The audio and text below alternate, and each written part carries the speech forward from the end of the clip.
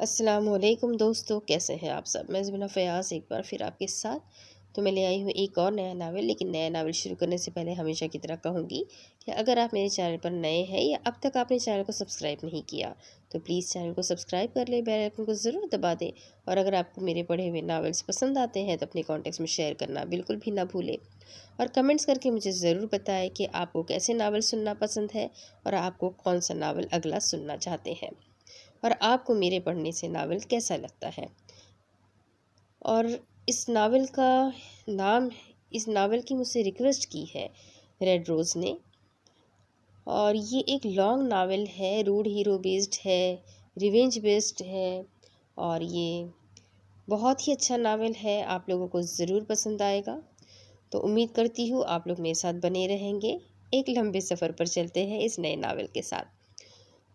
کافی لمبا ناول ہے تو شروع کرتے ہیں یہ ناول۔ اس ناول کا نام ہے جان ستم گر، اور اس کی رائٹر ہے فروہ خالد۔ بہت ہی پیارا لکھا ہے، تو شروع کرتے ہیں جان ستم گر پارٹ 1 بائی فروہ خالد۔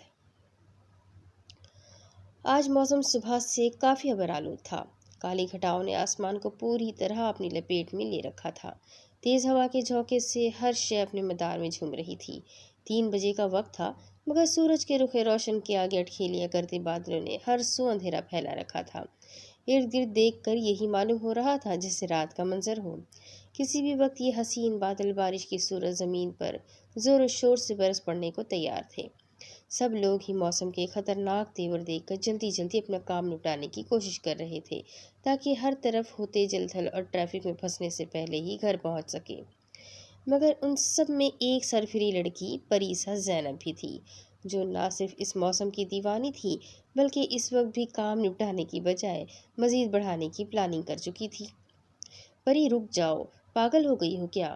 دیکھو موسم کتنا خراب ہو رہا ہے، چپ کر کے گھر چلو۔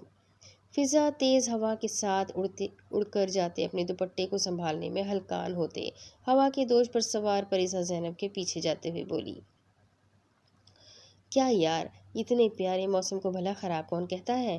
اور میں کوئی لوفریاں مارنے نہیں جا رہی۔ سفیان کا کل برتھ ڈے ہے، میں انہیں رات 12 بجے سب سے پہلے وش کر کے ہمیشہ کی طرح سرپرائز دینا چاہتی ہوں، جس کے لیے مجھے کیک چاہیے۔ ابھی وہی لینے جا رہی ہوں، اس لیے اب بنا کوئی فضول بات بولے چپ کر کے میرے ساتھ چلو۔ پریسا پلٹ کر اپنی گول گول آنکھیں گھما کر اسے گھورتی اس کا بازو پکڑ کر اپنے ساتھ لے کر جانے لگی تھی۔ لیکن پری، جس بیکری سے تم کیک لینے کا کہہ رہی ہو وہ تو شہر کے دوسرے کونے پر ہے، وہاں تک جاتے جاتے تو رات ہو جانی ہے۔ موسم خراب ہونے کی وجہ سے ویسے ہی ٹریفک جام ہوگا، تم کسی اور بیکری سے لے لو نا کیک، کیک تو کیک ہی ہوتا ہے نا۔ فضا کی ڈرپوک فضا نے اسے روکنا چاہا تھا۔ پریسا جس قدر بارش کی دیوانی تھی، فضا کی اتنی ہی اس موسم سے جان جاتی تھی۔ نہیں، بالکل بھی نہیں، گل بہار بیکرز کے کیک جیسا کیک کوئی ہو ہی نہیں سکتا، اور چاہے جتنی بھی بارش آ جائے میں ہر حال میں اپنا فیوریٹ چاکلیٹ کیک تو لے کر ہی جاؤں گی۔ پریسا اس کا انکار خاطر میں لائے بغیر اسے کھینچتی یونی کے مین گیٹ کی جانب بڑھ گئی تھی۔ وہ بچپن سے لے کر اب تک گل بہار بیکرز کا کیک ہی کھاتی آئی تھی۔ وہاں کے آنر کے بیٹے گلشیر بھائی کے ہاتھ کا بنا چاکلیٹ کیک اس کا موسٹ فیوریٹ کیک تھا۔ اس کیک کے علاوہ وہ کوئی دوسرا کیک نہیں کھاتی تھی۔ ایک بار گلشیر کے بیمار ہو جانے پر اس نے پورا مہینہ کیک نہیں کھایا تھا، اس کی زندگی کا واحد ایسا مہینہ جس میں اس نے چاکلیٹ کیک نہ کھایا ہو، ورنہ وہ مہینے میں 4 یا 5 بار تو کیک ضرور کھا لیتی تھی۔ ان کی یونیک سے قدم باہر رکھتے ہی ہلکی ہلکی بوندا باندی شروع ہو چکی تھی۔ فضا تو بھاگ کر گاڑی میں گھس گئی تھی، مگر پریسا باہر ہی کھڑی اپنا چہرہ آسمان کی جانب کیے بارش کے قطروں سے اپنا دودھیا چہرہ مزید تر و تازہ کرنے لگی تھی۔ ارد گرد کے لوگ بارش شروع ہوتی دیکھ جلدی جلدی اپنے ٹھکانوں کی جانب بڑھ رہے تھے، اور ساتھ ہی حیرانی اور کچھ دلچسپی سے اس پاگل سرفری لڑکی کو بھی گھور رہے تھے، جو کریم کلر کی شارٹ فراک ٹراؤزر میں ملبوس سوٹ کے ساتھ کے دوپٹے کو گلے میں لپیٹے، پیروں میں وائٹ کھسے پہنے، بے حد سیاہ اسٹریٹ بالوں میں کیچر لگا کر کمر پر کھلا چھوڑے، وہ ہونٹوں پر دلکش مسکراہٹ سجائے بارش میں بھیگتی کوئی آسمان سے اتری پری معلوم ہوتی تھی، جسے آس پاس کی دنیا کا کوئی ہوش تھا ہی نہیں، جس کے لیے اس کی اپنی ذات ہی بہت اہم اور اس کے لیے کافی تھی۔ زمین سے اٹھتی گیلی مٹی کی مہک نے اس کے تاثرات میں مزید خوشگواریت بھر دی تھی۔ پری کی بچی، آنا نہیں ہے تم نے کیا؟ فضا کی آواز نے اس کا سارا طلسم توڑ دیا تھا۔ پری نے اپنی گول گول دل نشین آنکھیں گھما کر اسے گھورا تھا، مگر پھر دیر ہو جانے کا سوچ کر نہ چاہتے ہوئے بھی اسے اپنا پسندیدہ شغل ختم کرنا پڑا تھا۔ دوسری طرف بڑے بڑے درختوں سے سجے گھنے جنگل کے عین بیچ بنائے گئے اس وسیع و عریض بنگلے کے بلیک ٹائیگرز پوری طرح چاق و چوبند کھڑے اپنی ڈیوٹی سر انجام دے رہے تھے۔ اس بنگلے کی سیکیورٹی اتنی سخت تھی کہ جنگل میں اگر بنگلے سے 30 کلومیٹر دور بھی کوئی انجان شخص داخل ہوتا تو فوراً بنگلے کے اندر ریڈ الرٹ جاری ہو جاتا تھا، اور نہ ہی کوئی فضائی طور پر اس بنگلے کا دورہ کر سکتا تھا۔ بلیک ٹائیگرز میں موجود شارپ شوٹرز فورسز سے کی جانے والی ایسی کئی کوششوں کو ناکام بنا چکے تھے، جس کے بعد سے کسی نے بلیک بیسٹ کے ایریا میں قدم رکھنے کی جرات بھی نہیں کی تھی۔ ابھی کچھ ہی دیر میں بلیک بیسٹ پہنچنے والے ہیں۔ بلیک ٹائیگر فورسز کے کیپٹن جنید کی بات ابھی پوری ہی نہیں ہوئی تھی جب بادلوں کی گھن گرج کے ساتھ ہی پہلے سے چلتی ہوا میں ہیلی کاپٹر کے پروں نے مزید طوفان مچا دیا تھا۔ بنگلے کے وسیع و عریض میدان میں ہیلی کاپٹر اتر آیا، جس کے کچھ سیکنڈ بعد ہی وہاں سے سیاہ ماسک پہنے، سیاہ شلوار قمیض میں ملبوس بلیک بیسٹ اپنے دونوں ساتھیوں کے ہمراہ نکلا تھا۔ ان تینوں نے ہی اپنے چہروں کو سیاہ ماسک سے ڈھانپ رکھا تھا۔ وہ تینوں ہی سیاہ لباس میں ملبوس تھے۔ ان تینوں کو دیکھ کر وہاں چاق و چوبند کھڑے ان کے بلیک ٹائیگرز فورس نے سر اٹھا کر انہیں سلام کیا تھا۔ چوڑے سینے اور مضبوط کثرتی وجود کا مالک شاہ وزیر سکندر ماتھے پر ان گنت سلوٹے ڈالے، مٹھیاں سختی سے بھیجے، تیز قدموں سے چلتا بلیک ٹائلوں سے سجی روش کے اوپر چلتا آگے بڑھ رہا تھا، جس کے دونوں اطراف سیاہ گلاب کے پھول لگائے گئے تھے۔ صرف وہاں نہیں بلکہ بنگلے میں ہر طرف سیاہ گلاب ہی نظر آتے تھے۔ اس کے علاوہ کسی کو بھی وہاں دوسرے کلر کا پھول لانے اور لگانے کی اجازت نہیں تھی۔ شاہ وزیر کے دائیں جانب اس کی جیسی ہی شاندار پرسنالٹی کا مالک میر حازم اپنی مقناطیسی آنکھوں میں گہری سنجیدگی طاری کیے اس کے ساتھ قدم سے قدم ملا کر چل رہا تھا، جبکہ شاہ وزیر سکندر کے بائیں جانب نزاکت اور دلکشی کی چلتی پھرتی مورت مہروسہ کنول موجود تھی، جس کے ماسک سے جھانکتی کاجل سے لبریز سیاہ آنکھیں دیکھنے والوں کو آنکھوں ہی آنکھوں میں قتل کر دینے کا ارادہ رکھتی تھی۔ آنکھوں کے ساتھ ساتھ آج تک اس کا ہتھیار سے کیا ہوا بھی کوئی وار خالی نہیں گیا تھا۔ وہ اپنے نشانے میں بہت ماہر تھی، آج تک اس کا کوئی نشانہ کبھی مس نہیں ہوا تھا۔ وہ تینوں تیز رفتاری سے چلتے بنگلے کی لمبی راہداری عبور کر کے سیڑھیاں چڑھتے اپنے بلیک روم میں داخل ہوئے تھے، جس میں داخل ہونے کے لیے ان تینوں کے فنگر پرنٹس یوز ہوتے تھے یا ان کے الگ الگ پاس ورڈز جو ان میں ایک دوسرے کو بھی پتہ نہ تھے۔ ان تینوں کے علاوہ کوئی اس حساس کمرے میں داخل نہیں ہو سکتا تھا اور نہ ہی اس کا سیکیورٹی لاک توڑ سکتا تھا۔ شبیر چوہان کے کالے کرتوتوں میں ہر گزرتے دن اضافہ ہوتا جا رہا ہے، اب اسے چین کی نیند سلانے کا وقت آ گیا ہے۔ شاہ وزیر سکندر نے دلکش مغرور نقوش سے سجے اپنے خوبرو چہرے سے ماسک اتارتے ٹیبل پہ پھینکتے لب بھی لیپ ٹاپ آن کیا تھا، جہاں شبیر چوہان کے گھر کا پورا نقشہ موجود تھا۔ شبیر چوہان ایک بہت بڑا سیاستدان تھا، مگر اس کی سب سے بڑی بدقسمتی تھی کہ وہ ان تین بلیک اسٹارز کی نگاہوں میں آ چکا تھا۔ مگر شبیر چوہان نے پچھلے ایک ہفتے سے گھر سے باہر قدم نہیں رکھا، اور اس کے گھر میں داخل ہونے کا مطلب ہے خود کو پولیس کسٹڈی میں دے دینا۔ مہروسہ نے ہمیشہ کی طرح لیٹسٹ اپ ڈیٹ سے انہیں آگاہ کیا تھا۔ ہماری دھمکی بھجوانے کے بعد وہ اتنا خوفزدہ ہے۔ شبیر چوہان نے امریکہ سے اسپیشل سیکیورٹی فورس بلائی ہے، جس کے تحت وہ ہم سے بچنے کے لیے ملک سے باہر جانے کا سوچ رہا ہے، مگر ہم نے اس پر حملہ کر کے اس کی امریکی سیکیورٹی ٹیم کی جو دھجیاں اڑائی ہے نا، اس کے بعد سے وہ اپنے گھر میں قید ہو کر رہ گیا ہے، مگر اب اس کے مرنے کا وقت آ گیا ہے۔ اب ہم ماریں گے اسے وہ بھی اس کے گھر میں گھس کر۔ حازم نے کرسی پہ براجمان ہوتے مہروسہ کی پریشانی کم کی تھی۔ لیکن میر سر، شبیر چوہان کے گھر جانا خطرے سے خالی نہیں ہے، وہاں سے بچ کر نکلنا ناممکن سی بات ہے۔ مہروسہ اگر اس پوری دنیا میں کسی کے لیے پریشان ہوتی تھی تو وہ دونوں تھے، جن کے لیے وہ اپنی جان بھی دینے کو تیار رہتی تھی، ورنہ ان دونوں کے علاوہ تو پوری دنیا کو اپنے جوتے کی نوک پر رکھتی تھی۔ بالکل ممکن نہیں ہے، مگر شبیر چوہان کو مارنا اب ان ناگزیر ہو چکا ہے۔ ہم ماریں گے تو ضرور اسے، میں اور حازم جائیں گے، تم یہی رہو گی۔ شاہویز کی بات پر جہاں حازم پرسکون رہا تھا وہیں محروسہ جھٹکے سے شاہویز کی جانب پلٹی تھی۔ مگر شاہ سر، میں کیوں نہیں آ سکتی؟ ہم نے ہر مشن ایک ساتھ کیا ہے۔ محروسہ کو کسی طور برداشت نہیں تھا کہ وہ خطرے میں رہے اور محروسہ سکون سے یہاں بیٹھے۔ وہ تینوں ہی اچھے سے جانتے تھے کہ ملک کے تمام فورسز کے ادارے انہیں پکڑنے کے لیے ایڑی چوٹی کا زور لگانے بیٹھے ہیں۔ میں نے ایسا کب کہا کہ تم اس مشن کا حصہ نہیں ہو؟ تمہارا کام اس مشن میں سب سے زیادہ مشکل ہے۔ ہمارے پکڑے جانے کے بعد ہمیں رہا تم ہی کراؤ گی۔ اگر تینوں اریسٹ ہو گئے تو بچانے کون آئے گا؟ شاہویز کی بات پر محروسہ نے اپنی رکی سانس بحال کرتے اس بات میں سر ہلا دیا تھا۔ محروسہ اور حازم کا مزاج ایک جیسا تھا۔ وہ اگر مشن کے ٹائم پر بہت سنجیدہ اور کام میں فوکس رکھتے تھے تو بعد میں لائف کو انجوائے بھی کرتے تھے، مگر شاہویز سکندر نے تو جیسے اپنا آپ پوری طرح اس کام میں وقف کر دیا تھا۔ وہ نہ تو کبھی ان کے ساتھ کسی لنچ ڈنر میں شامل ہوتا تھا، نہ کسی مشن کی کامیابی کی سیلیبریشن پارٹی میں۔ سالوں بیت گئے تھے، کسی نے اسے ہنستا تو دور اس کے چہرے پر مسکراہٹ تک نہیں دیکھی تھی۔ S P Hiba Imtishal, MNA Shabbir Chauhan کی سیکیورٹی پر کسی قسم کے کمپرومائز کی کوئی گنجائش نہیں ہے۔ آپ 5 آفیسرز کی ٹیم اسی لیے تیار کی ہے میں نے تاکہ کسی قسم کے خطرے کا نام و نشان نہ رہے۔ ابھی فوراً آپ لوگ جا کر ایک بار اپنے طور پر سیکیورٹی کے انتظامات چیک کر لیں۔ IG صاحب اپنے مقابل کھڑے ہبا امتشال سمیت باقی پولیس آفیسرز کو بریفنگ دے رہے تھے جب اسی لمحے ٹیبل پر رکھا ان کا فون زور و شور سے بج اٹھا تھا۔ کیا؟ جی سر، میں ابھی اپنی ایک اور ٹیم بھیج رہا ہوں۔ ہم دشمنوں کے ناپاک ارادوں کو کسی قیمت پر کامیاب نہیں ہونے دیں گے۔ فون پر دی جانے والی خبر سن کر IG صاحب کے چہرے پر موجود پریشانی میں مزید اضافہ ہو چکا تھا۔ ابھی اطلاع ملی ہے کہ شبیر چوہان کو ابھی کچھ دیر پہلے آج رات مارنے کی دھمکی دی گئی ہے۔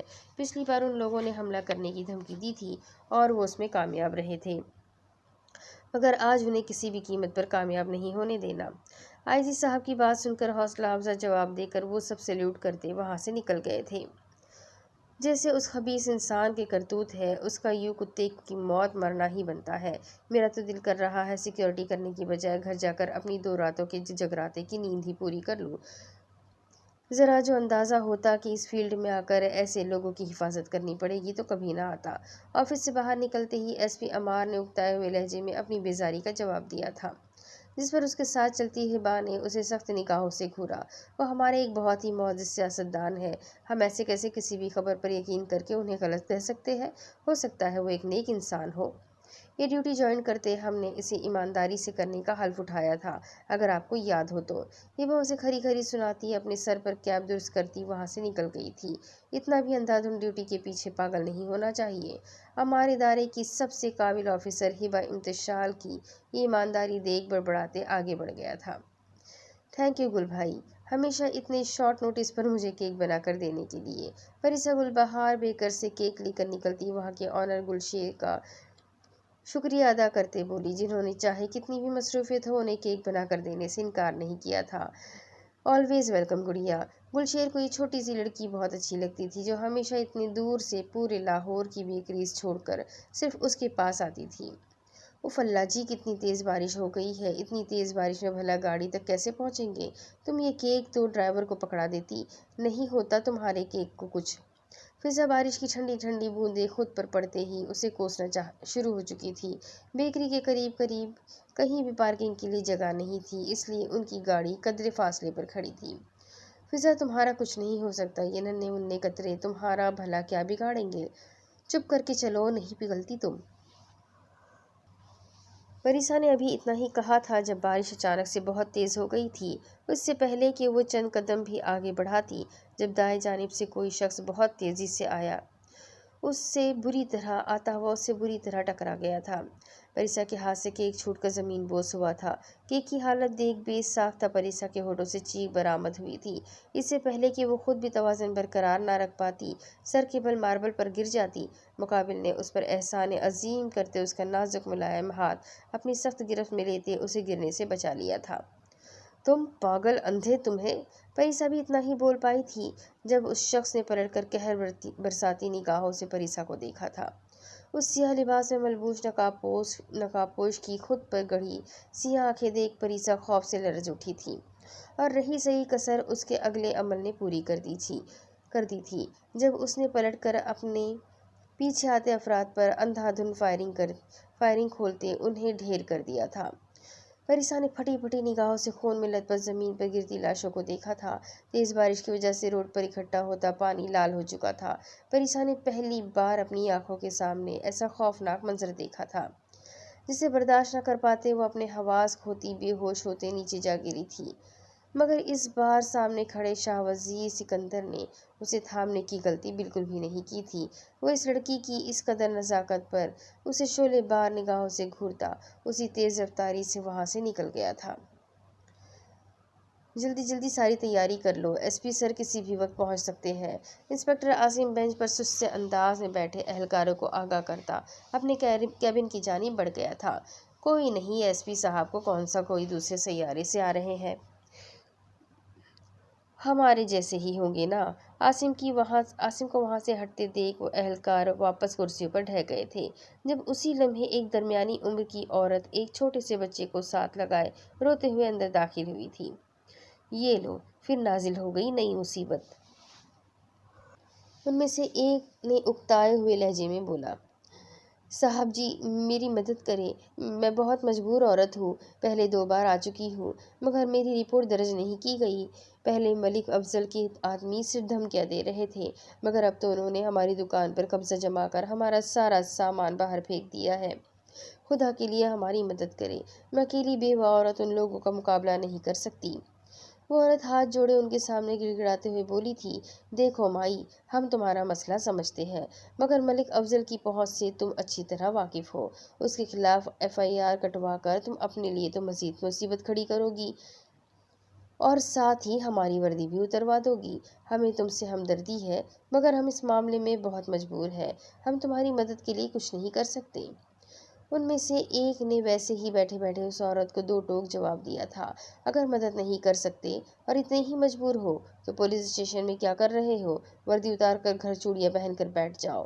پولیس اسٹیشن میں گونجتی گمبھیر بھاری غصے سے لبریز آواز پر وہ جھٹکے سے سیدھے ہوئے تھے۔ اسی لمحے انسپکٹر عاصم بھی اپنے کیبن سے باہر آیا تھا، فل یونیفارم میں ملبوس، کندھے اور سینے پر اپنی قابلیت کی بیجز سجائے۔ ایس پی ہمدان صدیقی ان کے پیروں تلے سے زمین کھسکا گیا تھا۔ سر، وہ ان میں سے ایک نے کچھ بولنا چاہا تھا مگر ہمدان نے اب انہیں ایسا کوئی بھی موقع نہیں دیا تھا۔ 2 مہینوں کے لیے معطل کرتا ہوں میں تم لوگوں کو، تاکہ گھر میں سکون سے بیٹھ کر سوچو کہ تم لوگوں کو یہ وردی عوام کے مسائل حل کرنے کے لیے دی گئی ہے، ان کے سروں پر اپنی مجبوریوں کا بوجھ لادنے کے لیے نہیں۔ ہمدان نے انہیں ذرا سی بھی مہلت دیے بغیر سزا سنا دی تھی۔ سر، ہمیں ایک موقع۔ اس نئے آفیسر نے ایک پل کے اندر ہی ان کی ساری سستی اور کاہلی دور کر دی تھی۔ 2 مہینے بعد موقع ملے گا، اپنی وردی جمع کروا کر جا سکتے ہو تم لوگ یہاں سے۔ بی بی جی آپ آئے میرے ساتھ۔ ہمدان انہیں سخت لہجے میں وارن کرنے کے ساتھ ساتھ اس خاتون کو نہایت ہی احترام سے اپنے ساتھ آنے کا کہتا اپنے آفس کی جانب بڑھ گیا تھا۔ شہباز، ڈاکٹر کیا کہہ رہے ہیں؟ کیا ہوا ہے میری بچی کو؟ یہ آنکھیں کیوں نہیں کھول رہی؟ یاسمین بیگم پریسا کا سر اپنی گود میں رکھے فکر مندی سے بولی تھی۔ فضا نے وہاں پیش آیا سارا واقعہ سنا دیا تھا جسے سن کر اور پریسا کی حالت دیکھ کر سب گھر والے پریشان ہو چکے تھے۔ سفیان اور شہباز صاحب بھی آفس سے ساری میٹنگز کینسل کرتے ہوئے فوراً گھر پہنچے تھے۔ نور محل کے ہر فرد کی جان بستی تھی اپنی اس نازک سی گڑیا میں۔ وہ بن ماں باپ کی بچی ان سب کی آنکھوں کا تارا تھی۔ اس کے چچا شہباز آفندی جہاں اسے باپ جیسی شفقت فراہم کرتے تھے، وہیں ان کی بیگم یاسمین آفندی نے ہمیشہ اسے ممتا کی چھاؤں تلے رکھا تھا۔ نور محل میں شہزاد آفندی اپنے 2 بھائیوں اور ان کی فیملیز کے ساتھ رہا کرتے تھے۔ شہباز آفندی کے 2 بیٹے تھے، بڑا کامران آفندی اور اس سے چھوٹا سفیان آفندی، جس کا بچپن سے پریسا کے ساتھ رشتہ طے تھا، جس بات سے وہ دونوں باخبر ہونے کے ساتھ ساتھ ایک دوسرے کو بہت پسند بھی کرتے تھے۔ جہاں پریسا سفیان کے معاملے میں بہت پوزیسو تھی، وہیں سفیان بھی اس پر جان دیتا تھا۔ اس کی چھوٹی سے چھوٹی خواہش پوری کرنا سفیان کی زندگی کا اہم مقصد بن چکا تھا۔ وہ اس کی کوئی بھی بات رد نہیں کرتا تھا، چاہے خود کتنی بھی مشکل برداشت کر لے۔ شہباز آفندی کے بڑے بھائی اور پریسا کے فادر ظفر آفندی 21 سال پہلے ایک روڈ ایکسیڈنٹ میں اپنی بیوی نگہت بیگم کے ساتھ دنیا سے کوچ کر گئے تھے۔ تب پریسا کی عمر صرف 2 سال تھی۔ اس معصوم سی بچی کو یاسمین بیگم اور گھر کے باقی افراد نے بہت ہی محبت اور شفقت سے اسے پال پوس کر بڑا کیا تھا۔ شہباز آفندی سے چھوٹے شوکت آفندی تھے، جن کی وائف سمینہ بیگم اور 2 اولادیں تھیں، ایک بیٹی فضا اور بیٹا احد تھے۔ ان سے چھوٹے عامر آفندی تھے، جن کی وائف سلمہ بیگم اور 3 اولادیں تھیں، عمر، طلحہ اور فجر۔ جہاں گھر کے مردوں کا کام مختلف ملکوں میں پھیلا وسیع و عریض بزنس سنبھالنا تھا، وہیں گھر کی تمام خواتین ہاؤس وائف تھیں۔ ہر طرح کی آزادی حاصل ہونے کے باوجود ایک بات کی اجازت ان میں سے کسی کو نہیں تھی، اور وہ تھی جاب کرنے کی اجازت۔ نہ جانے ایسی کیا وجہ تھی کہ شہباز آفندی کو گھر کی عورتوں کا جاب کرنا بالکل بھی پسند نہیں تھا، نہ ہی اپنے آفس میں اور نہ کسی اور جگہ، جس پر سب نے خاموشی سے سر جھکا دیا تھا۔ زیادہ پریشانی کی بات نہیں ہے، بچی نے اس وقت جو منظر دیکھا ہے اس سے خوفزدہ ہو کر گہرے صدمے میں چلی گئی ہے، لیکن ڈاکٹرز کا کہنا ہے کچھ دیر میں اسے ہوش آ جائے گا۔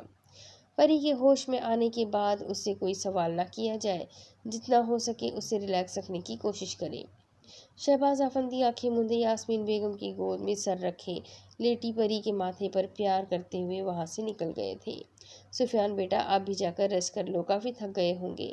پری کو جیسے ہی ہوش آتا ہے میں آپ کو انفارم کر دوں گی۔ یاسمین آفندی نے ایک جانب تھکے تھکے کھڑے سفیان کی جانب دیکھتے ہوئے کہا تھا، جو آج صبح ہی دبئی سے لوٹا تھا اور ذرا سا بھی آرام کیے بغیر آفس میں ہوتی کچھ اہم میٹنگز میں بزی رہا تھا۔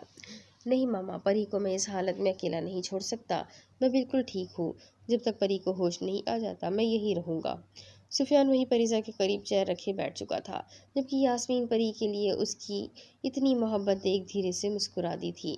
پریسا آفندی تھی ہی اتنی پیاری کہ کوئی بھی اس سے پیار کرنے سے خود کو باز نہیں رکھ سکتا تھا۔ سفیان کتنے ہی لمحے یکٹک اسے دیکھے گیا تھا۔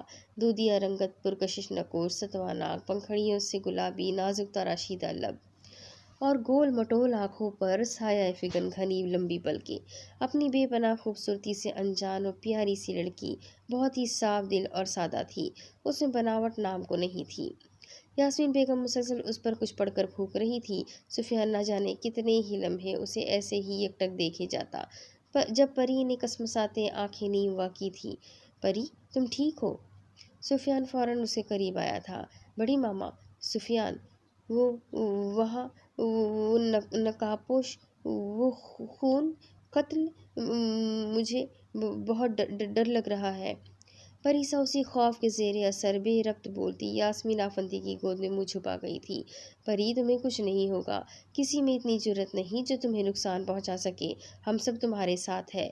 وہ جو بھی ہوا اسے بھیانک خواب سمجھ کر بھول جاؤ، اور جس نے وہ سب کیا ہے میں اسے چھوڑوں گا نہیں۔ سفیان اس کا ہاتھ اپنی نرم گرفت میں تھامتا محبت پاش لہجے میں بولا تھا، جس پر پری کو اپنے دائیں ہاتھ پر بے اختیار اس نقاب پوش قاتل کا وہ سخت ترین لمس محسوس ہوا تھا، جس نے اسے ایسے پکڑا تھا جیسے اس کے ہاتھ کی ہڈیاں ہی توڑ دے گا۔ سفیان اور یاسمین بیگم کا پریشان چہرہ دیکھ کر پریسا نے بہت مشکل سے خود کو کچھ حد تک نارمل کیا تھا۔ بہت برا انسان تھا وہ، بہت بے دردی سے اس نے ان لوگوں کی زندگی چھین لی۔ بڑی ماما، کوئی انسان بھلا اتنا ظالم بھی ہو سکتا ہے کیا؟ پریسا کوشش کے باوجود اس شخص کی سیاہ آنکھیں فراموش نہیں کر پا رہی تھی جو اسے اس وقت بھی اپنے وجود میں گھڑتی ہوئی محسوس ہو رہی تھی۔ دوسری طرف شبیر چوہان کے گھر پر ڈھیروں کے حساب سے جگہ جگہ پر سیکیورٹی گارڈز تعینات کیے گئے تھے۔ پولیس، رینجرز اور بھی نہ جانے کون کون سی فورسز کو بلا لیا گیا تھا۔ شبیر چوہان کو جب سے بلیک اسٹارز کی جانب سے دھمکی ملی تھی، وہ مزید خوف اور ہڑبڑاہٹ کا شکار ہو چکا تھا۔ نہ جانے کتنے سیکیورٹی گارڈز چینج کیے گئے تھے۔ شبیر چوہان کا بس نہیں چل رہا تھا کہ کسی بھی طرح اپنے سر پر منڈلاتے ان بلیک اسٹارز سے خود کو کہیں چھپا لے، مگر وہ یہ نہیں جانتا تھا کہ اب اس کے گناہوں کا گھڑا بھر چکا ہے، اور بہت جلد وہ بلیک اسٹارز اس کے سر پر پہنچنے والے تھے۔ بہت بڑا رسک لے رہے ہو، وہ لوگ انکاؤنٹر کر کے تم لوگوں کو مار بھی سکتے ہیں۔ شبیر چوہان اور باہر موجود اس کی سیکیورٹی پر تعینات آفیسرز کے وہم گمان میں بھی نہیں تھا کہ شبیر چوہان کی سیکیورٹی کا مین انچارج کوئی اور نہیں بلکہ شاہ وزیر سکندر اور میر حازم سالار کا بہت گہرا دوست تھا، جس کی مدد سے انہیں شبیر چوہان کے بنگلے میں داخل ہونے میں 15 منٹ سے زیادہ وقت نہیں لگا تھا۔ اس وقت حماد ان کے سامنے کھڑا انہیں متوقع خطرے سے آگاہ کرتے ہوئے بولا، جتنے بڑے بڑے خطروں سے ہم کھیل چکے ہیں اس کے آگے یہ رسک کچھ بھی نہیں ہے۔ تمہارے اس احسان کو کبھی نہیں بھولیں گے۔ زندگی رہی تو دوبارہ ملاقات ہوگی۔ خدا حافظ۔ وہ دونوں اس سے بغل گیر ہوتے ویٹر کے حلیے میں کھانے کی ٹرالی گھسیٹتے شبیر چوہان کے بیڈ روم کی جانب بڑھ گئے تھے۔ حماد بھی ان کے ساتھ ساتھ ہی تھا، جسے دیکھ کر سیکیورٹی اہلکاروں نے انہیں روکا بھی نہیں تھا، مگر دروازے تک پہنچتے ہی وہ شاہ وزیر کے اشارے پر کال آ جانے کا بہانہ کرتا سائڈ پر ہو گیا تھا۔ شاہ وزیر نہیں چاہتا تھا کہ ان کے ساتھ ساتھ وہ بھی پھنس جائے۔ ٹرالی گھسیٹتے وہ دونوں اندر داخل ہوئے تھے، جہاں شبیر چوہان اپنے بڑے بھائی کے ساتھ بیٹھا کسی بھی طرح ملک سے فرار ہونے کا پلان ترتیب دے رہا تھا۔ انہیں اندر آتا دیکھ وہ جلدی سے خاموش ہوئے تھے۔ یہ سب یہیں رکھو اور جاؤ یہاں سے۔ شبیر نے ان دونوں کو سر سے پیر تک مشکوک نگاہوں سے دیکھتے وہاں سے جانے کو بولا تھا، جس پر وہ دونوں اسی خاموشی کے ساتھ دروازے کی جانب بڑھ گئے تھے، مگر دروازہ کھول کر باہر جانے کے بجائے وہ اسے اندر سے لاک کرتے واپس شبیر چوہان کی جانب پلٹے تھے۔ کون ہو تم لوگ؟ شبیر چوہان تکیے کے نیچے رکھا اپنا پستل تلاشتے خوف کے مارے چیخ اٹھا تھا۔ اس کے ساتھ کھڑے اس کے بھائی کی حالت بھی کچھ ایسی ہی تھی۔ ہم تو یہاں صرف تمہیں مارنے آئے تھے، مگر یہ بالکل بھی نہیں جانتے تھے کہ تمہارا یہ سیاہ کار بھائی بھی یہاں مل جائے گا۔ شاہ وزیر اپنے چہرے سے ویٹر کا حلیہ تبدیل کرتا اپنے اصل روپ میں واپس آ چکا تھا۔ شبیر نے کچھ بولنا چاہا تھا، جب حازم کو اپنی جانب پیش قدمی کرتے دیکھ اس کے چہرے پر ہوائیاں اڑنے لگی تھی، وہی جن کا اتنی شدت سے انتظار تھا تمہیں۔ حازم نے شبیر چوہان کی کن پٹی پر پستل کی نال رکھتے اس کے سفید پڑتے چہرے کو استہزائیہ نگاہوں سے دیکھا تھا۔ کیا بگاڑا ہے میں نے تم لوگوں کا؟ کیوں مارنا چاہتے ہو تم لوگ مجھے؟ شبیر چوہان کو اس وقت موت کا فرشتہ اپنے آس پاس منڈلاتا محسوس ہو رہا تھا۔ ہمارا نہیں، مگر ہماری اس پاک سرزمین کا بہت کچھ بگاڑا ہے تم نے، جس کا حساب دینے کا وقت آ گیا ہے M&A صاحب۔ شاہ وزیر بھی اپنے پستل سے اندیکھی دھول صاف کرتا اس کے قریب آ چکا تھا۔ چاہتے کیا ہو تم لوگ؟ شبیر چوہان کو ان کی سرد جامد نگاہوں سے خوف محسوس ہو رہا تھا۔ اپنے گناہوں کا اعتراف کر لو، کیا پتہ تمہیں مارنے کا ہمارا پلان بدل جائے۔ حازم نے پستل کی نال اس کے سینے کے مقام پر پھیرتے اسے بچ جانے کی راہ بتائی تھی۔ میں تیار ہوں، مگر تم لوگ مجھے کوئی نقصان نہیں پہنچاؤ گے؟ شبیر بنا ایک سیکنڈ کے لیے بھی سوچے جواب دے گیا تھا، جس کے ساتھ ہی حازم نے کیمرہ آن کر کے اس کے سامنے رکھ دیا تھا۔ شبیر چوہان جیسے جیسے اپنے کالے دھندوں کا اعتراف کرتا گیا تھا، ان دونوں کے چہرے کے کرخت تاثرات میں اضافہ ہوتا گیا تھا۔ وہ بظاہر ملک کا معزز سیاسی لیڈر بنا اندر سے نہ جانے کن جرائم پیشہ افراد کی پشت پناہی کر رہا تھا، جن میں انسانوں کی اسمگلنگ جیسا گھناؤنا جرم بھی شامل تھا۔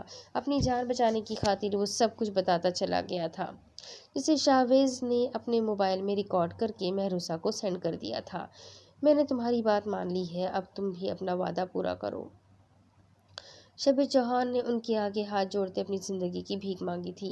تم دونوں کے پاس 1 منٹ کا وقت ہے، مرنے سے پہلے اپنے گناہوں کی معافی مانگ کر کلمہ پڑھ لو۔ شاہویز کی بات پر شبیر چوہان کی حالت مزید خراب ہوئی تھی۔ اس نے فرار ہونا چاہا تھا جب ان دونوں کے گن سے نکلنے والی یک کے بعد دیگر 8 گولیاں اس کا کام تمام کر گئی تھیں۔ بچاؤ، کوئی تو بچاؤ مجھے، پلیز مدد کرو میری، یہ گنڈے مجھے اغوا کرنا چاہتے ہیں۔ وہ لڑکی بکھرے بالوں اور انتہائی رف سے حلیے میں چیختی چلاتی اپنے پیچھے آتے 3 افراد سے بچنے کے لیے سڑک پر آگے دوڑ رہی تھی۔ اس کے ایک ہاتھ میں سفید رنگ کا پرس تھا، جسے وہ انتہائی مضبوطی سے تھامے اتنی تیز رفتاری سے بھاگ رہی تھی کہ اس کے پیچھے آتے وہ تینوں افراد اس کی رفتار کا مقابلہ کرنے میں ناکام رہے تھے۔ और हाँप रहे थे। उस लड़की की फुर्तियाँ आम लड़कियों की जैसी नहीं थी, क्योंकि वो लड़की महरूसा कंवल थी, अपने नाम की सिर्फ एक ही, सबसे मुख्तलिफ और जुदा। क्या हुआ बेटी, कौन है ये लोग? वहाँ मौजूद लोग जल्दी से महरूसा के करीब आते उससे पूछने लगे थे। ये मेरे पीछे लगे हैं, मुझे अगवा करना चाहते हैं। महरूसा ने आंसू बहाते अदाकारी के अगले पिछले हिस्सा भी रिकॉर्ड तोड़ देने थे। महरूसा के मुंह से अभी इतना ही निकलना था जब वो जज्बाती पाकिस्तानी अवाम बिना पूरा मामला समझे महरूसा के पीछे आते उन तीनों सिविल कपड़ों में मलबूस पुलिस वालों पर टूट पड़े थे। महरूसा आंखों ही आंखों में मुस्कुराती उन पुलिस वालों को वहां पिटता छोड़ जल्दी से वहां से भागी थी और लोगों की भीड़ से निकलकर वहां से भागने के साथ साथ बार बार पीछे मुड़कर भी देख रही थी, जब अचानक सामने मौजूद किसी चट्टान जैसी जिसामत के मालिक इंसान से बुरी तरह टकरा गई थी। महरूसा ने नजरें उठाई थी और फिर जैसे पलटना भूल गई थी। तीखे नकोश, अहमरी लब, गालों पर बनते गढ़े, कनपट्टी की उभरी रगें और पुलिस यूनिफॉर्म में मलबूस ऊंचा लंबा और वर्जिशी सरापा। महरूसा से बेहतर कोई नहीं जान सकता था कि इस वक्त वो किस कदर खतरे में थी। कहीं से भी आती अंधी गोली उसका काम तमाम कर सकती थी, मगर इस वक्त वो जैसे पल भर के लिए सब कुछ फरामोश कर गई थी।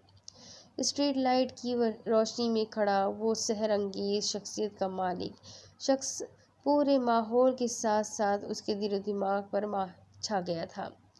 हमेशा अपने काम में हद दर्जा संजीदगी और पूरी तवज्जो से करने वाली महरूसा इस वक्त खुद भी अपनी कैफियत समझ नहीं पा रही थी। पुलिस वालों की वर्दी तक से शदीद नफरत करने वाली इस वक्त अपने सामने खड़े पुलिस वाले के आगे जैसे अपना दिल हार गई थी। वो समझ नहीं पा रही थी आखिर उसे हो क्या गया है। इस शख्स के सामने वो पत्थर की क्यों हो गई है, कदम आगे क्यों नहीं बढ़ा पा रही है।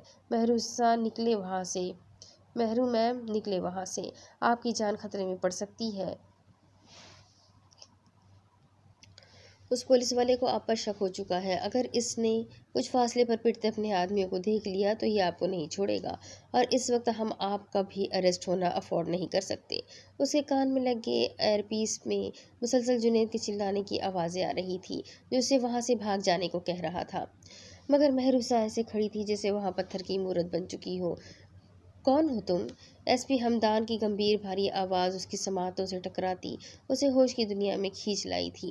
लम्बा भर को तो उसे कुछ याद ही नहीं रहा था, मगर अगले ही लम्हे अपने इर्द गिर्द से आती खतरे की बू सूंघती वो हाथ में पकड़े पर्स पर गिरफ्त मजबूत किए उसके आगे से हटी थी।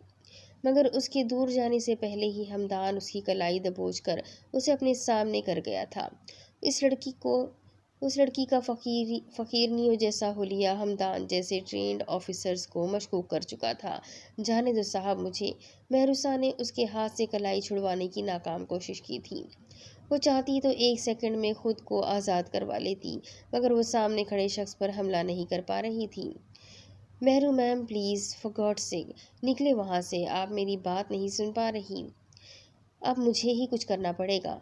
जुनैद चिल्ला कर छूता आखिर में दो टोक लहजे में बोला था। इससे पहले कि महरूसा उसे रोक पाती, जुनैद ने झाड़ी उसके पीछे से निकलकर हमदान के पैरों के करीब स्मोकिंग ग्रेनेड फेंक दिया था, जिसके फटते ही चारों ओर धुआं ही धुआं फैल गया था। हमदान की गिरफ्त महरूसा की कलाई पर ढीली पड़ी थी। उसी लम्हे आंखों पर सनग्लासेस चढ़ाए जुनैद भाग कर आता महरूसा का हाथ थामता अपने साथ खींच कर ले गया था।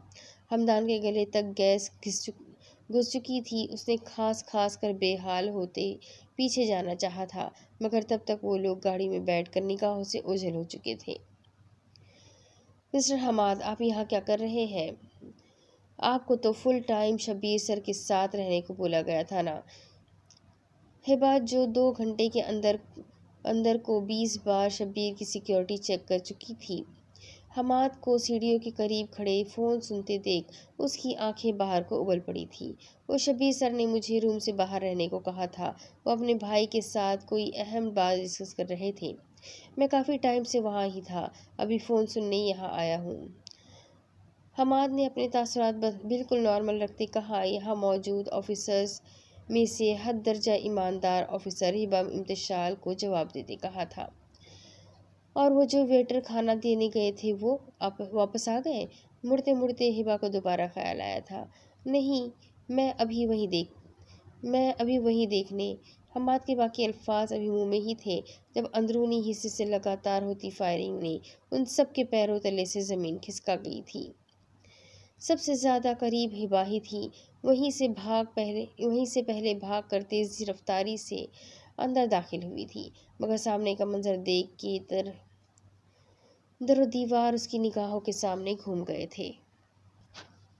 आज अपने करियर में पहली मर्तबा वो अपने फ़र्ज़ में नाकाम ठहरी थी। शबीर चौहान और उसके भाई की खून में लथपथ पड़ी लाशें देख हिबा ने मुड़कर नफरत आमेज़ निगाहों से वहाँ अपने हुलिये तब्दील किए खड़े हाजिम और शाहवेज़ को देखा था, और उसी लम्हे गुस्से की शदीद लहर के ज़ेरे असर उसने बिना सोचे समझे अपने पिस्तौल को ऑन करके अनलॉक करते शाहवेज़ से आगे खड़े हाजिम पर फायर करना चाहा था, जब बर वक्त एसपी अमार ने अंदर आते उसके पिस्तल का रुख दूसरी जानिब मोड़ दिया था। होश में रहे एसपी हिबा, आप इन लोगों को मारकर कितनी बड़ी मुसीबत में फंस सकती है, अपनी जॉब से हाथ धो सकती है। इन्हें मारने नहीं, सिर्फ गिरफ्तार करने की इजाज़त दी गई है हमें। अमार ने उसे बहुत मुश्किल से काबू करते समझाया था, जबकि अपने चेहरे पर दूसरे चेहरे वाला मास्क चढ़ाए खड़े हाजिम ने निहायत दिलचस्पी से उस लेडी ऑफिसर को देखा था, जो बाकी को सिक्योरिटी एहलकार की तरह अंदर मुतवक्का खतरे को देख कमरे में आने से घबराई नहीं थी, और अब भूखी शेरनी की तरह उन पर हमलावर होने की तैयार हो रही थी। अगर वो दोनों चाहते तो यहाँ से आराम से निकल सकते थे, मगर वो यहाँ खड़े किसी एक भी पुलिस ऑफिसर और अपने मुल्क के मुहाफिजों को ज़रा सी खराश नहीं पहुँचाना चाहते थे, इसलिए अपने हथियार वहीं फेंक दिए थे। मैं छोड़ूंगी नहीं तुम गद्दारों को, जो इसी पाक सरजमीन पर पल बढ़कर अब इसी को नीचे बेचने पर तुले हुए हैं। हिबा का बस नहीं चल रहा था उन दोनों को की गर्दनें उड़ा दें। वो हाजिम के करीब आती उसके कंधे पर अपने पिस्तल की पुश्त से एक ज़ोरदार वार कर गई थी, जो दो लोगों की जान लेकर मुसलसल मुस्कुराता उसे जुबैर से भी बुरा लग रहा था। खुशी हुई आपके इरादे जानकर, वैसे अब हम भी कुछ ऐसे ही नेक ख्यालात रखते हैं। हाजिम बिना उसकी हरकत पर कोई जवाबी कार्रवाई किए धीरे से उसके करीब झुककर उसके वजूद से उठती महक अपनी सांसों में उतार गया था। हिबा झटका खाकर पीछे हटी थी। शाहवेज़ ने बेतासुर निगाहों से हाजिम को घूरते नजरें फेर ली थी। खुशी हुई आपके इरादे जानकर, वैसे अब हम भी कुछ ऐसे ही नेक ख्यालात रखते हैं। हिबा के तन बदन में नफरत की शदीद लहर दौड़ गई थी। उसका बस नहीं चल रहा था इस शख्स का सीना गोलियों से छलनी कर दे। अरे एसपी साहिबा, इतने प्यार से देखकर हमारे सब्र को क्यों आजमा रही है? जल्दी से हथकड़ी लगा दे, ऐसे ना मेरी अगली की जाने वाली तकरीब कारी आप पर गिरा गुजरे। हाजिम को उसका गुस्से और जब्त से लाल पड़ता चेहरा बहुत मज़ेदार लग रहा था।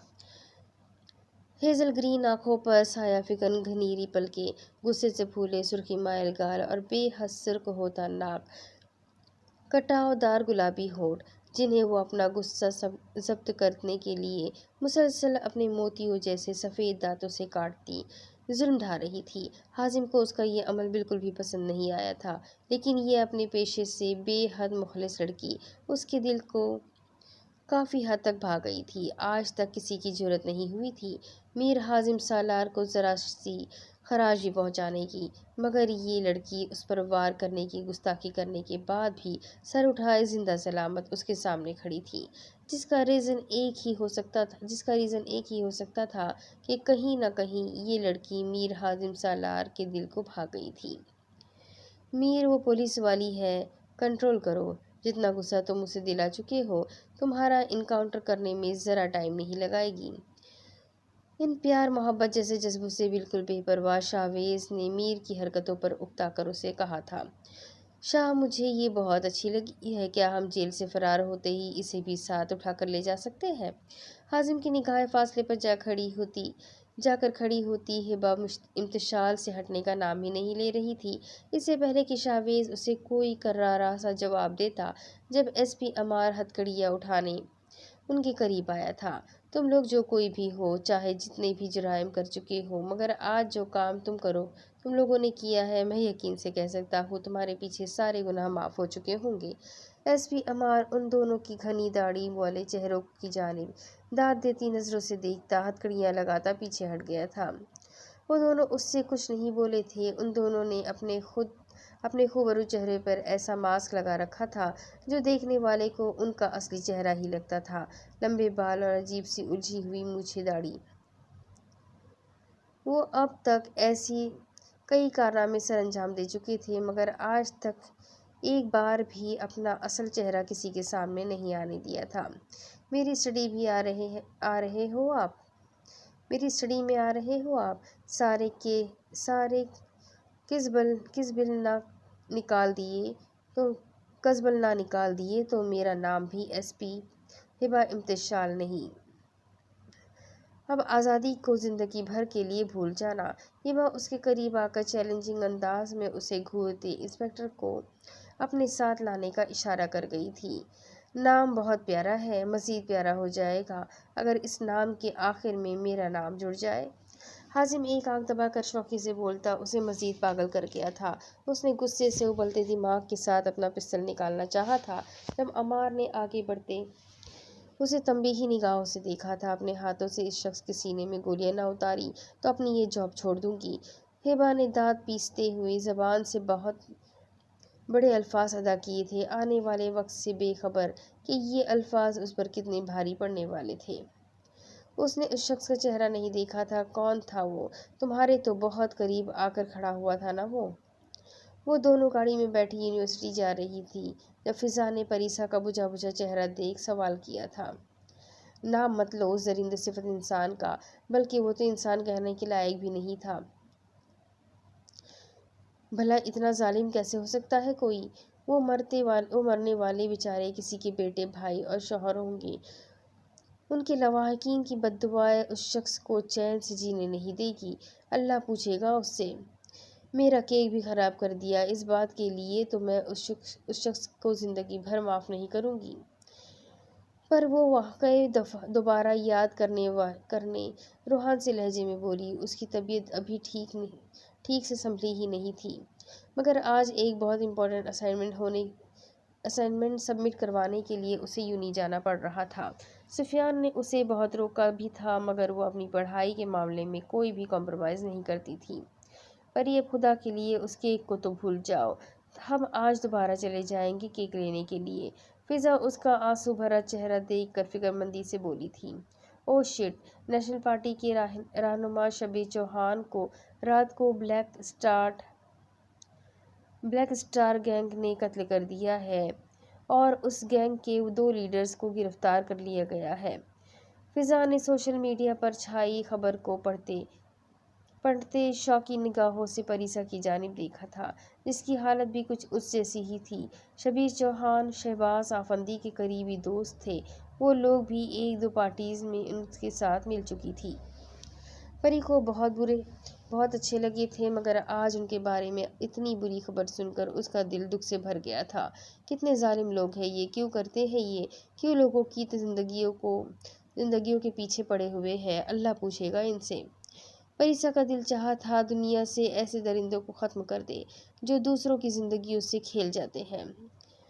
مانی بھائی جلدی چلائے گاڑی، ہمیں یونی سے دیر ہو رہی ہے۔ فضا نے گھڑی پر ٹائم دیکھتے فکرمندی سے کہا تھا، اگر اسائنمنٹ سبمٹ کروانے کا ٹائم نکل جاتا تو ان کے حد سے زیادہ وقت کے پابند سر نے ان سے نہیں لینی تھی۔ کافی دیر سے ان کی گاڑی ٹریفک میں پھنسی ہوئی تھی۔ میڈم جی، آگے پولیس کی گاڑیاں کھڑی ہیں جن میں وہی لوگ ہیں جنہوں نے شبیر چوہان کو مارا ہے۔ ان کی پارٹی کے لوگ اور عوام ان قاتلوں کو ملنا چاہ رہی ہے۔ قیدیوں والی گاڑیوں کو آگے نہیں جانے دیا جا رہا ہے، اس کے لیے راستے بلاک ہوئے پڑے ہیں۔ اب ہم نہ واپس پیچھے جا سکتے ہیں اور نہ ہی آگے بڑھنے کا کوئی راستہ ہے۔ ہمیں کچھ گھنٹے تو یہیں انتظار کرنا پڑے گا۔ ڈرائیور کی بات سن کر ان دونوں کے چہروں پر اسائنمنٹ میں فیل ہونے کی فکر مندی کے ساتھ ساتھ ان قاتلوں کے لیے شدید نفرت چھا گئی تھی۔ آپ لوگ باہر نہ نکلیں، باہر گولیاں بھی چل سکتی ہیں، خطرہ ہے بہت۔ پری کو باہر نکلتا دیکھ ڈرائیور نے اسے روکنا چاہا، مگر وہ انسنی کرتی فائل اٹھا کر غصے کو بھی باہر آنے کا اشارہ کرتی گاڑی سے باہر نکل گئی تھی۔ وہ اس اسائنمنٹ میں کسی صورت فیل نہیں ہونا چاہتی تھی، اس لیے اس رش زیادہ ایریا سے نکل کر آگے ٹیکسی سے جانے کا ارادہ کیا، اور اگر موقع ملتا تو وہ ان قاتلوں کے مکروہ چہرے دیکھنے کی خواہش مند بھی تھی۔ وہاں بہت بھیڑ ہے لوگوں کی، ہم پھنس جائیں گے پری، آ جاؤ، واپس نہیں جاتے۔ فضا اتنے سارے مشتعل لوگوں کا بے قابو ہوتا ہجوم دیکھ کر گھبرا کر بولی تھی، تو تم چاہتی ہو اس بار سیمسٹر میں ٹاپ کرنے کے بجائے میں فیل ہو جاؤں؟ ہرگز نہیں، ہم جائیں گے۔ پریسا اس کی کوئی بھی بات سنے بغیر اس کا ہاتھ کھینچتی آگے کی جانب بڑھ گئی تھی۔ اب اس کے آگے کا ناول میں آپ کو اگلی قسط میں سناتی ہوں۔ امید کرتی ہوں کہ آپ لوگوں کو ناول پسند آئے گی۔ تو اگلی قسط میں ملتے ہیں، تب تک کہ مجھے کمنٹ کر کے ضرور بتائیے گا کہ آپ لوگوں کو یہ ناول کیسا لگ رہا ہے۔ چینل کو سبسکرائب کریں، بیل آئیکن کو ضرور دبا دیں۔ ملتے ہیں اگلی قسط میں، تب تک کے لیے اللہ حافظ۔